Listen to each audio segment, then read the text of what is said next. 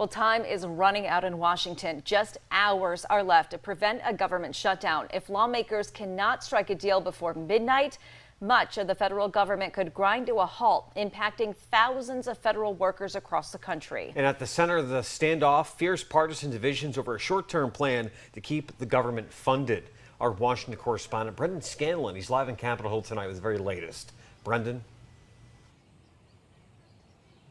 Hey there, Renata and Nick. Good evening. At this hour, the sticking points remain sharp. Democrats are standing firm on trying to reverse recent cuts to Medicaid. Democrats are trying to extend and protect Affordable Care Act subsidies, Obamacare subsidies, and they're also trying to block the White House from slashing any funding that's already been approved by Congress. Now, Democrats say that millions of Americans depend on those ACA subsidies to keep health insurance affordable.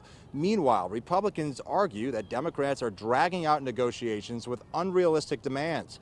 Even though the GOP controls Capitol Hill and the White House, they still need at least 7 Democratic votes in the Senate to pass any short-term funding bill. That's because of a procedural rule known as the Senate filibuster. It's the only source of leverage Democrats have here in Washington at the moment, and they are leaning on it.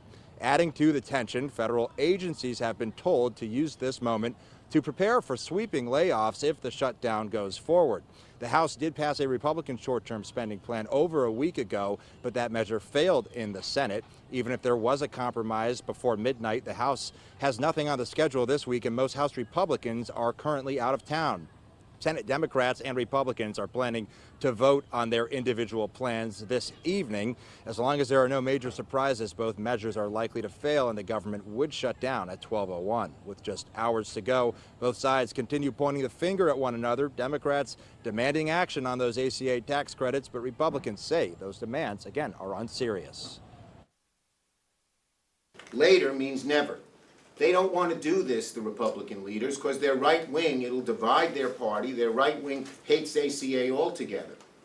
But we have to get it done. And the president, the way to do this is the president, who is really listening to us, tells the Republicans to do it. This really sits right in the hands of Senator Chuck Schumer, who leads the Senate Democrats. Before tonight's midnight deadline, he can do the right thing and make sure the votes are there to pass a clean spending bill that will keep the government open and keep it serving the taxpayers.